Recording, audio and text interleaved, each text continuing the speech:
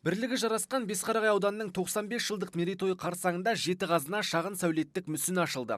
Салтанатты шара Қазақстан Республикасының Конституция күніне орай ұйымдастырылды. Мүсіннің атауы да ерекше. Жалпы түркі халықтары үшін жеті саны киелі болғандықтан осындай атау таңдалған. Жеті қазақ халқы үшін киелі сан.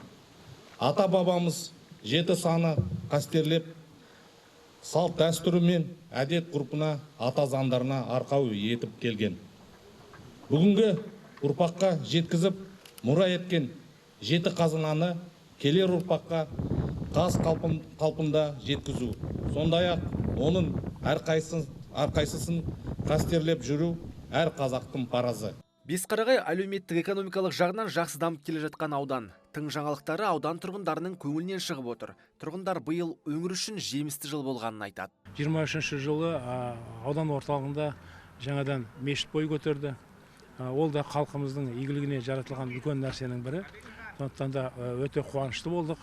Мына Конституция күнінің қарсаңында өздеріңіз көріпсіздер, жеті қазына архитектуралық ескерткіш ашылып жатыр. Той қоласа берсін, жақсылық болсын, мемлекетімізде тыныштық болсын. Бесқарағай ауданының орталығында осындай үлкен жолдың бойында орналасқан осы монументке керемет қуанып қалдық. Ұрпақтарымызға тек қана жақсылық тілейміз. Еліміз тыныш болсын, Бесқарағайымыз өркейе берсін, жұртымыз аман болсын. Мүсіннің құрылысы 25 мамырда басталып, 2 айдан соң аяқталып отыр. Оған жергілікті бюджеттен шамамен 10 миллион теңге бөлінген. Жаңа сәулеттік нысан ауылдың көркін аша түсті. Рүстем Қайратұлы, Ботагөз Зандыбаева, Айдос Айтқалиев, Семей телеарнасы.